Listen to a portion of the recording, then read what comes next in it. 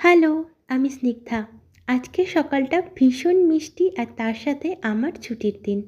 তাই জন্য ভাবলাম যে আজকে যেহেতু ছুটির দিন আছে, গোটা দিন একদম ফাঁকা থাকবো, একটুখানি চিকেন আর ফ্রাইড রাইস বানিয়ে নিই। তবে যখনই আমি চিকেন রান্না করি আর সেটা শ্যুট করি, কিছু না কিছু একটা নতুনত্ব বানানোর চেষ্টা করি। তো রোজ দিন তো নতুন নতুন কিছু একটা বানাই, বাট সব দিন যে ভালো হয় সেটা কিন্তু ভুল ধারণা। বাট এক্সপেরিমেন্ট তো আমার চলতেই থাকবে। এই যে আজকের চিকেনটাই হয়েছিল মোটামুটি, কিন্তু এর আগের দিনের চিকেনটা আমি কারি পাতা বাটা দিয়ে করেছিলাম, এত বাজে হয়েছিল যে কি বলবো। আর এই যে রসুনগুলো আগে সেদ্ধ করে নিইনি, ভেবেছিলাম যে খুব ভালো হয়তো কোয়ালিটি, বাট এত বাজে রসুন ছিল যে তারপর আবার সেদ্ধ করে তরকারিতে দিয়েছিলাম।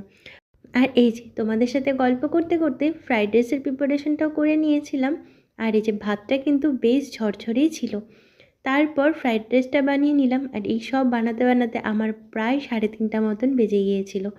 তারপর আর ভিডিও শ্যুট করতে ইচ্ছা করছিল না, কিন্তু ওই যে একটা নেশায় পরিণত হয়েছে এই ভিডিও বানানোটা। যাই হোক, এই যে আমার থালি। টাটা।